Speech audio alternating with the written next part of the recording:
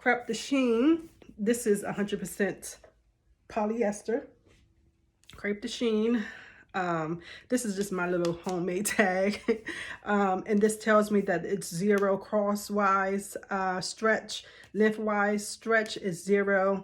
I have 3 yards here, and the width of it is 56 inches, and the care for me is gentle wash. Okay, so that just tells me a little bit about this fabric. I still need to pre-treat it. I'm going to pre-treat it like I will once it is a finished garment. So I'll be washing it in the gentle cycle on cold water. That's how I basically do this. And I will dry it on, I think it's called gentle or low. I can't remember which one it is. Now, the only thing when I pre-treat this, if I see, sometimes I would either serge or stitch or zigzag the cut edge so it doesn't unravel. Sometimes I do, sometimes I don't, depending on if it really unravels, and this doesn't seem to be raveling too much, so I probably won't do that. It's very translucent, and I held it up to my skin, and it looks like I will be needing to do a lining for, you know, modesty. So let's go over some of the characteristics of this nice silky type of fabric. Okay, so like I said, it's a crepe de Chine. Think of other silky fabrics. You can use these same things for other silky fabrics like charmeuse, 100% rayon, or crepe itself. Okay, so characteristics: it's very lightweight, it's breathable, it's fluid and drapey. Okay, where I'm trying to get a little piece so you can kind of see the drapiness. Very fluid, very drapey. And it has a grainy type texture. Okay, it's a grainy type texture, and it feels soft and silky. Okay, so how do you sew this? So one, it's a woven fabric. You would use a microtech needle. In the US, you will use either an 8 or 10, depending on the weight of your fabric. You would use a walking foot, a straight stitch. For the thread, you would use silk if you're using actual silk fabric, or you can use a fine cotton or poly cotton thread for this. The fiber, usually it's made out of silk. Back in the day, it was made out of silk, but you know, with man-made fibers that can mimic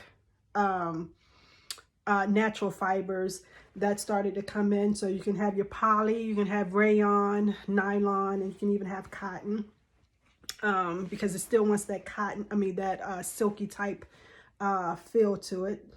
The uses: you can do tops, dresses, skirts. This is great for summertime type of weather because it's very lightweight and it's very breathable.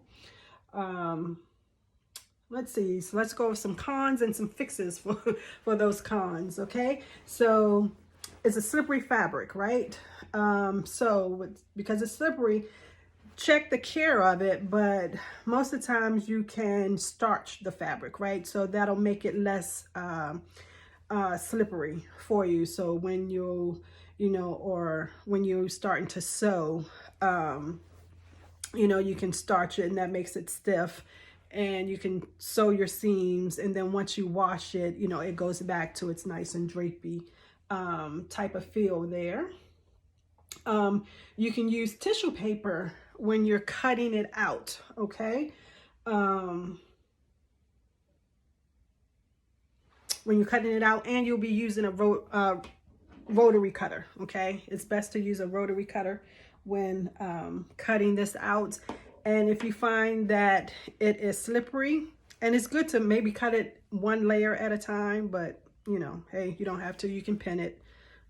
Excuse me, you can pin it and just cut it with a rotary cutter.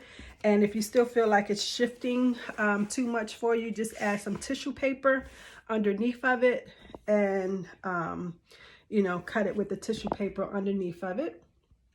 The other con is that you can have uneven or puckered seams, okay? So again, you can use the starch, you know, and that'll help with keeping the fabric stiff enough where, you know, it won't pucker or it won't shift on you, so you'll have uneven seams.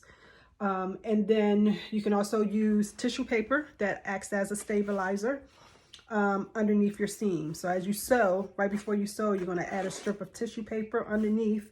And then once you finish sewing that seam, then you just rip the tissue paper off. But that tissue paper will act as a stabilizer.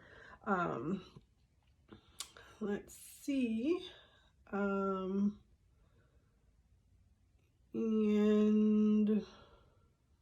oh no, I'm just reading, sorry. And use a walking foot.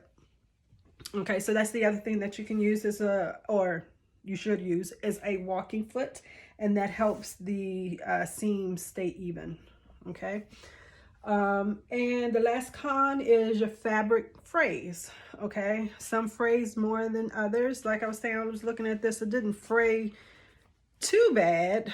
Where's my cut edge? So it wasn't fraying too much for me, you know. Like I said, this is 100% polyester, but some may fray. You know, when you're pre-washing it, you know, you may want to finish this, not finish it, you can serge it, you can do a row of stitching on it, basting stitches, to help keep that from fraying. But as you finish your seams, because it does fray, you do want to finish your seams. So, you know, you have your traditional options of your serger. If you do not have access to a serger, then you can zigzag it. If you want to get fancy, you can do a French seam, things like that. But I typically don't, but you can. But usually just make sure to finish your seam after you sew it, because, you know, it does tend to fray. And that is all about the fabric. Okay. Thank you for watching, and happy sewing.